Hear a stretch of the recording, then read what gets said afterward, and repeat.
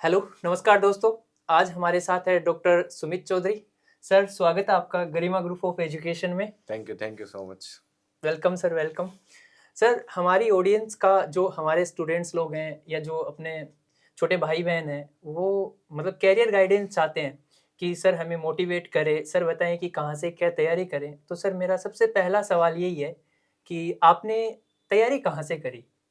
मैंने कोटा से तैयारी करी थी और पहली चीज़ मैं आपको बता दूं कि मेरा नाम सुमित चौधरी है और मैं एसके गवर्नमेंट मेडिकल कॉलेज में एक फाइनल ईयर एमबीबीएस स्टूडेंट हूं। और मैंने अपनी तैयारी की थी एलएन कोटा से। और ये था मेरा सफ़र। अच्छा, तो सर जैसे मैंने देखा है कि नीट वगैरह के लिए बहुत से बच्चे तैयारी करते हैं जी जी। और कोचिंग वाले हैं या जैसे मैं पढ़ाता हूँ तो मैं भी यही बोलता हूँ कि कम से कम 10 घंटे पढ़ो, 12 घंटे पढ़ो। सर ज़रूरी थोड़ी है 12 घंटे पढ़े, 6 घंटे में भी तो वो काम हो ही सकता है। देखो, घंटे की बात ये है कि जब आप घंटे डिसाइड करने लग जाते हो ना, तब आपकी प्रोडक्टिविटी बहुत गिर जाती है। बिल्कुल, कि अगर मान लो मैं 1 घंटा बैठा पढ़ने के लिए, पर मेरी प्रोडक्टिविटी आई 15 मिनट की, बिल्कुल पर आएगी। मेरे मन में क्या रहेगा कि मैंने 1 घंटा पढ़ लिया। हाँ, तो मैंने जो टारगेट डिसाइड किया, वो टारगेट तो मैं पूरा कर दूंगा कि मैं इतने घंटे बैठा था, मैं पढ़ा था। हाँ, हाँ। पर मैं एक्चुअल में पढ़ा कितना, अपनी इफेक्टिवनेस कम हो जाती है उस चीज़ से। तो अपन को घंटे ना डिसाइड करके अपन को टॉपिक्स डिसाइड करने चाहिए कि अपन को कितने टॉपिक करने हैं। और तो कितने टाइम में करने कितने हैं? टाइम में करने हैं, कितना टॉपिक करना है, तो उस हिसाब से करो। टॉपिक्स डिसाइड करो, टॉपिक कंप्लीट करो। अच्छा सर, दूसरा ये है कि सर आप जैसे गवर्नमेंट मेडिकल कॉलेज सीकर में हो, जी तो इसका मतलब ये भी है कि रैंक बहुत अच्छी आई है, जी जी। प्रिपरेशन करी है। तो सर ये है कि आपको कभी प्रिपरेशन टाइम डिस्ट्रैक्शन नहीं हुआ? देखो, डिस्ट्रैक्शन तो है, देखो, क्योंकि एक उम्र है ना, हाँ, ये बहुत सेंसिटिव उम्र होती है। तो बिल्कुल। यहाँ पे डिस्ट्रैक्शंस बहुत ज़्यादा होते हैं आपके पास। और आजकल तो फ़ोन भी आने लगे हैं, हमारे टाइम पे तो फ़ोन छोटा वाला होता था। मम्मी हाँ, मेरे हाँ, साथ थी डिस्ट्रैक्शंस को रोकने के लिए, तो वो एक बहुत बड़ा प्लस पॉइंट रहा। वरना कोटा जैसी सिटी में आप अकेले रहते हो तो डिस्ट्रैक्शंस बहुत ज़्यादा हैं। बिल्कुल। तो ये आपको डिसाइड करना है कि आपको क्या करना है ज़िंदगी में, आपको डिस्ट्रैक्शन चाहिए या फिर ज़िंदगी में करियर बनाना है। तो डिस्ट्रैक्शन तो होंगे, हर किसी के लिए होंगे, और आसान होता है डिस्ट्रैक्शन को हटाना, तो हर कोई कुछ बन जाता। तो थोड़ा मुश्किल आएगा, बट ज़रूर कर लोगे तुम सब। तो सर आपकी नीट में रैंक कौन-सी आई थी? मेरी 20 के थी। 20,000। जी, अच्छा, अच्छा। और सर एक सवाल ये भी है कि जैसे टॉपिक्स पकड़ते हैं, मेन प्रॉब्लम जैसे मैं ऑर्गेनिक केमिस्ट्री पढ़ाता हूँ, जी, जी, तो मुझे ये लगता है लोगों को ऑर्गेनिक केमिस्ट्री हार्ड लगती है। जैसे जी, स्टूडेंट्स हैं, मेरे बहुत से स्टूडेंट्स हैं, जी, जी, मुझे मैसेज करते रहते हैं, "सर ऑर्गेनिक केमिस्ट्री मुझे बहुत हार्ड लगती है।" तो सर ऐसा क्यों है? हालाँकि मुझे नहीं पूछना चाहिए ये सवाल क्योंकि मैं खुद ऑर्गेनिक केमिस्ट्री का हूँ, जी, जी, बट जी, फिर भी आप एक नीट एस्पिरेंट रह चुके हो, जी, जी, तो जी। उस बेसिस पर मैं ये सवाल आपसे पूछ रहा हूँ। देखो, ऑर्गेनिक केमिस्ट्री ऐसा है कि इंसान पहली बार पढ़ता है तो उसे ये चीज़ समझ नहीं आती कि मैं क्या चीज़ कॉन्सेप्ट लगाऊँ, क्योंकि वो कॉन्सेप्ट लगाने की कोशिश करता है और हर जगह कॉन्सेप्ट लगते नहीं है। तो आपको याद करनी पड़ती है चीज़ें, तो उनमें ज़ोर आता है कि आदमी एक बार पढ़ता है, 2 बार पढ़ता है, उसको समझ नहीं आती, उसे याद नहीं होती। तो इसमें एक तो कंटीन्यूअस आपको रिविज़न देना पड़ेगा, वो इम्पोर्टेंट है। और आपको अगर कुछ चीज़ समझ नहीं आ रही तो आपको कंसल्ट करना पड़ेगा टीचर से। मेन तो यही है कि सर देखो जैसे मैं गवर्नमेंट स्कूल में पढ़ा हुआ हूँ, जी, बहुत से लोग गवर्नमेंट स्कूलों में पढ़ते हैं, जी, जी, तो प्रॉब्लम ये आती है जैसे फॉर एग्जांपल मुझे इंग्लिश पे बहुत डर लगता था, जी, तो वही सीन है कि भई इंग्लिश को जैसे पढ़ते हैं, याद करते हैं, वापस भूल जाते हैं, जी, जी, वही सीन सर केमिस्ट्री में भी है। जी, अच्छा, तो सर एक सवाल ये भी इम्पोर्टेंट रहता है कि आप डॉक्टर बन चुके हैं अभी जी, फिलहाल, जी, तो आपका ये रहता है कि जैसे आपको 12 बजे रात को कॉल आ गया किसी पेशेंट का कि जी। सर ये एक सीरियस कंडीशन है और है, तो और आपके घर पे भी कोई ऐसी सिचुएशन मान लो क्रिएट हो जाती है, तो आप किसको प्रायोरिटी देंगे सर? देखो, वो सिचुएशन देखी जाएगी कि घर पे वो गंभीरता ज़्यादा है या कम है, या हॉस्पिटल में मेरी रिक्वायरमेंट ज़्यादा है या घर पे मेरी रिक्वायरमेंट ज़्यादा है, क्योंकि इम्पोर्टेंट दोनों ही हैं आपके लिए। पर आप मैं ये नहीं कह सकता कि मैं हॉस्पिटल के लिए अपने घरवालों को छोड़ दूँगा या घरवालों के लिए हॉस्पिटल को छोड़ दूँगा। तो वो गंभीरता देखी जाती है कि उस टाइम पे, उस सिचुएशन हाँ, में मेरे लिए क्या इम्पोर्टेंट है। सिचुएशन पर डिपेंड करता है सब सिचुएशन कुछ। पे डिपेंड करता अच्छा सर, आपका एमबीबीएस अभी जस्ट कंप्लीट हो चुका है, है। जी, तो मैंने देखा है कि कुछ लोग जैसे इंडिया में बहुत बढ़िया सेटल हो जाते हैं जी, और कुछ लोग विदेशों में जाते हैं। जी। तो आपका क्या है कि यहाँ इंडिया में रह के काम करना है या बाहर जाके करना है सर? देखो, मैं आपको रियलिटी बताऊँगा, ये जो चीज़ है इंडिया में या फिर फॉरेन की। तो इंडिया में वर्क लाइफ बैलेंस इतना नहीं है, फॉरेन में वर्क लाइफ बैलेंस है, उनके 5 डेज़ अ वीक होते हैं। एंड कुछ घंटे, मतलब निश्चित घंटे होते हैं। और यहाँ पे जो है, आप पीजी में आपको बहुत ज़्यादा काम करना पड़ता है, आपकी मेंटल हेल्थ की हाँ, ऐसे खराब हो जाता है एकदम से। सो ये मैं कहूँगा कि इंफ्रा देख लो या कोई भी आप चीज़ देख लो, वो इंडिया से बिल्कुल बेटर है। हम बिल्कुल कोशिश कर रहे हैं यहाँ पे कि चीज़ें डेवलप करने की, या आप एम्स उठा के देखिए हमारे, बिल्कुल। एम्स इतने अच्छे इंफ्राज़ हैं उनके। और तो ये है, अलग-अलग चॉइस होती है इंसान की। मैं प्रेफ़र नहीं करूँगा फॉरेन जाना, मैं अपने इंडिया में रहना पसंद करूँगा, पसंद करूँगा। क्योंकि मेरे लिए करियर इम्पोर्टेंट है, पर उससे ज़्यादा आई थिंक फैमिली भी बहुत इम्पोर्टेंट चीज़ होती है। आप फैमिली के साथ रहो, वो ज़्यादा इम्पोर्टेंट है आपके लिए। बिल्कुल। तो सर एक जैसे ये भी तो है कि आपने नीट निकाला, जी। लोगों को 5-5 6-6 अटेम्प्ट भी लग जाते हैं नीट निकालने के बाद, और फिर लोग बोलते हैं कि हाँ, नीट निकल गया तो डॉक्टर बन गया। क्या सर ये एकदम रियल बात है? जी नहीं, बिल्कुल रियल नहीं है ये।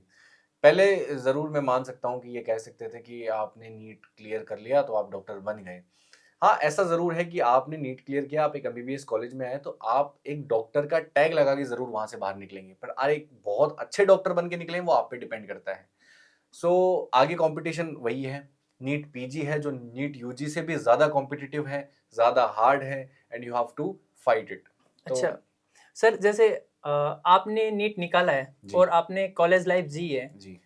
सर मैंने सुना कि इतना ईज़ी होता है, ये होता है। आप अपने मुँह से बताएँगे लोगों को तो रियलिटी पता लगेगी कि हाँ, कितना मुश्किल दौर है ये 5 साल का एमबीबीएस करना। तो मैं चाहूँगा आप इन चीज़ों को एक्सप्लेन करो, आपने क्या अपने गवर्नमेंट मेडिकल कॉलेज में मतलब फ़ील किया, कुछ प्रॉब्लम्स आईं, उनको कैसे निपटे? ये सारी चीज़ें आप बच्चों को खुल के बताइए सर।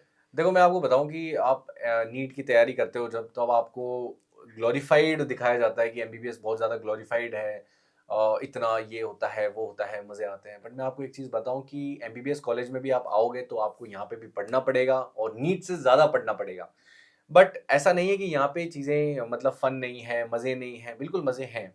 कॉलेज में कोई मज़े नहीं है, कॉलेज सेम होता है, ऐसा ही होता है, वहाँ पे पढ़ाई होती है, पढ़ना पड़ता है, मज़े खुद को करने पड़ते हैं।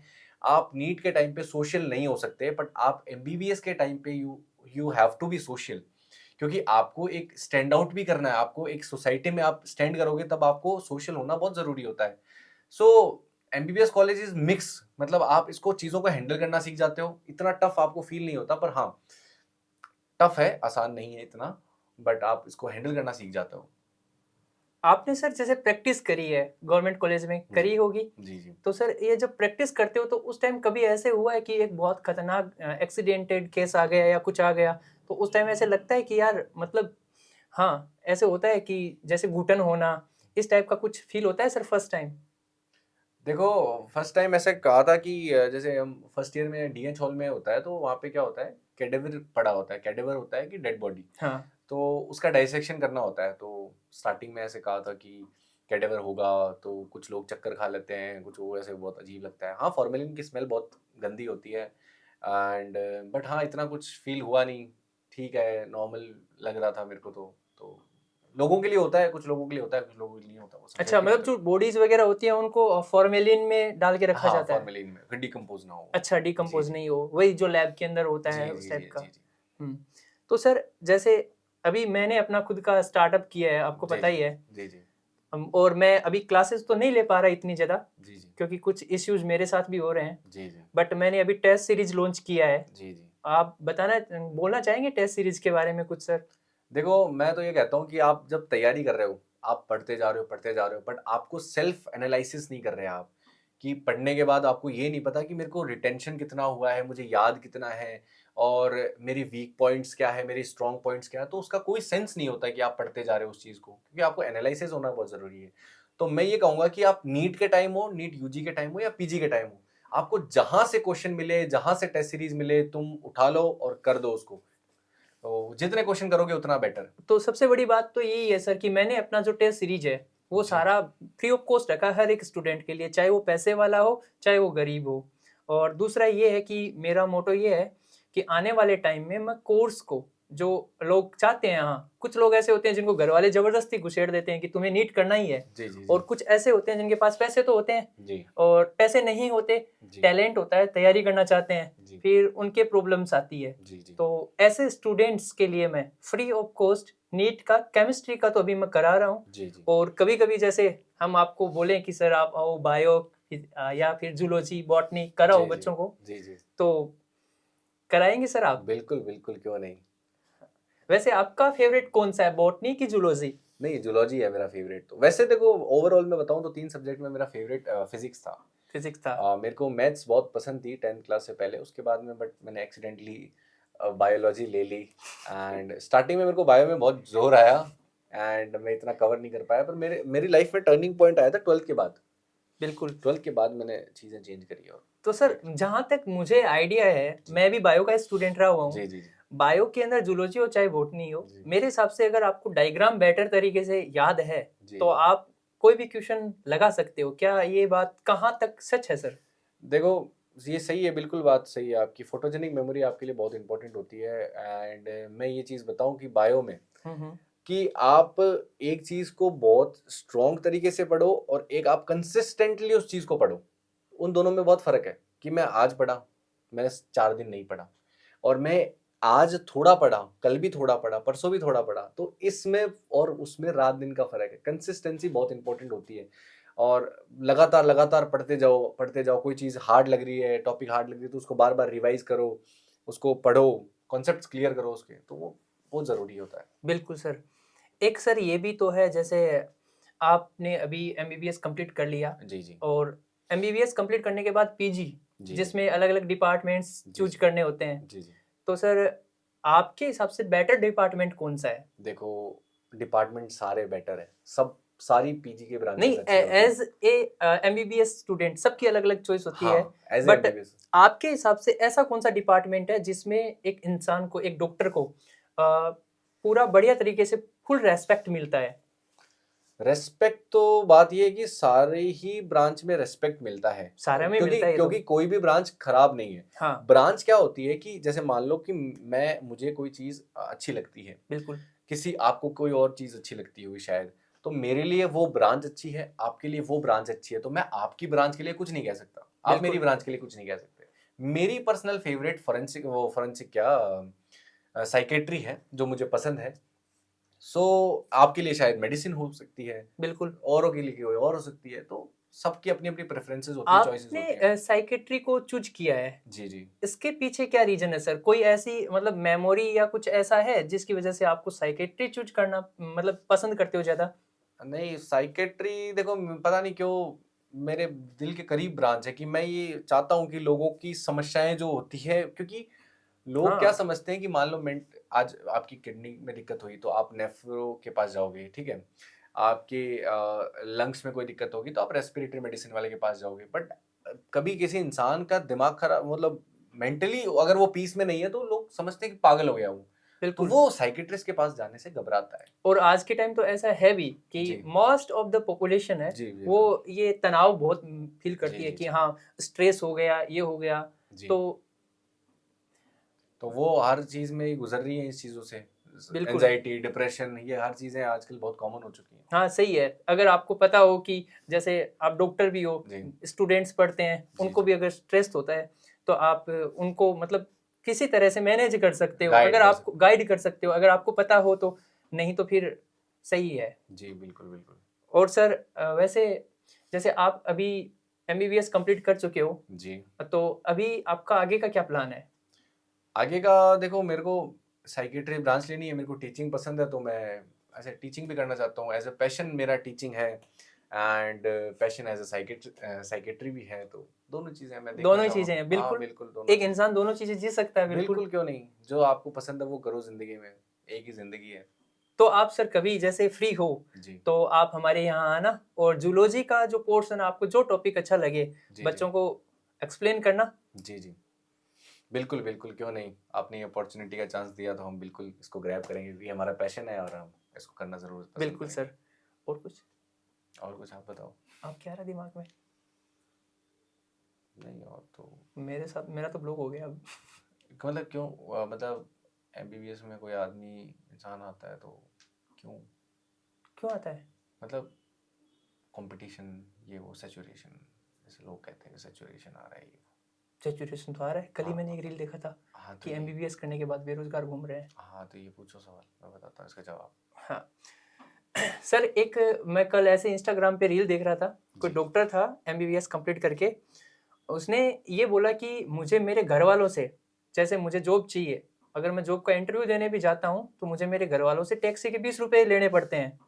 तो सर ये इतना सैचुरेशन क्यों आ रहा है, इतनी बेरोजगारी क्यों बढ़ रही है? एमबीबीएस कॉलेज के अंदर एडमिशन हो गया, वो डॉक्टर नाम लगा के निकल गया, उसने प्रैक्टिस करी है, उसके बाद इतनी बेरोजगारी क्यों सर? देखो, बेरोजगारी का मैं ये बताऊं आपको कि एक ऐसी फील्ड बता दो मेरे को आज के टाइम में कि जिस फील्ड में बेरोजगारी नहीं है। आज के 20 साल पहले, 30 साल पहले हर फील्ड का यही हाल था कि इतनी मतलब कि आप थोड़ा बहुत मेहनत कर लो तो आपको वो चीज़ें मिल जाती थी, क्योंकि लोग कम थे, एजुकेशन कम थी। आज एजुकेशन घर घर पहुंच चुकी है। तो मैं तो यही कहूँगा कि अगर आप इसको प्रोफेशन को चूज़ करते हैं तो आप तभी चूज़ करना जब आप दिल से डॉक्टर बनना चाहते हो और आपका एम हो डॉक्टर बनना। तब आपको बेरोजगारी फील नहीं होगी, तब आप किसी भी सिचुएशन में उस चीज़ को करोगे, क्योंकि वो आपका पैशन है। वो आपके इमोशन से जुड़ा हुआ है। तो ऐसा कुछ नहीं है कि इतनी खास बेरोजगारी, ये ज़्यादा हाइप्ड हो गया है चीज़ें। इंसान, देखो मैं बताऊँ आपको, इंसान कहीं से भी अपना रास्ता बना लेता है। अगर उसको कोई चीज़ करनी होती है तो वो कहीं से भी रास्ता बना सकता है। अभी रिसेंटली मैं आपको बताऊँ कि एक 4th ग्रेड चपरासी की अभी वो भर्ती हाँ, निकली थी, उसमें 25 लाख लोगों ने फॉर्म भरे थे और कुछ हज़ारों ही सीट थी। तो बिल्कुल, आप उनमें देख सकते हो, उसमें 90% 95% वाले लोग भी थे। बिल्कुल तो थे सर। बेरोजगारी तो आप देख ही रहे हो यहाँ पे कैसी हाँ, है। सर एक दिमाग में एक सवाल और आया जी। जब आपने ये बात बोली तो, कि निकला को दिमाग में यार उठो। हाँ, डॉक्टर बनने की बात कर रहे थे अपन, बेरोजगारी वाली बात कर रहे थे। क्या सवाल था यार, इतना शानदार सवाल दिमाग आया था।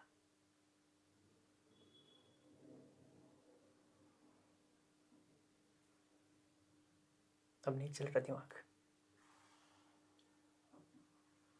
उसका वो हो गया, ठीक है, आपने बोला कि बेरोजगारी बढ़ गई।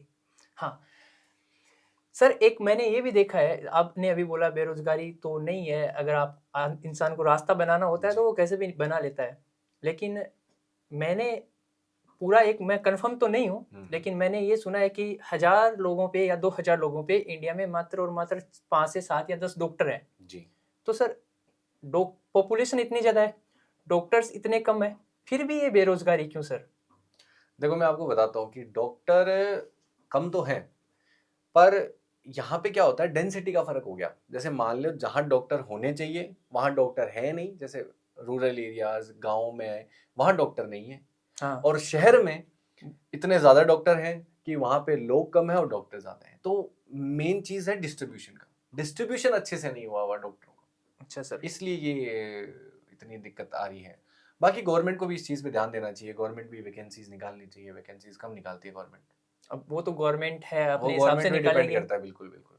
पर मैं तो ये मानता हूँ, इंसान में खुद में काबिलियत है तो वो कहीं भी स्टैंड आउट कर सकता है। दी एंड करें, 20 मिनट का और है, बिल्कुल, करें, दी एंड करता है। करिए, आप ही करिए। मैं बोलूँगा।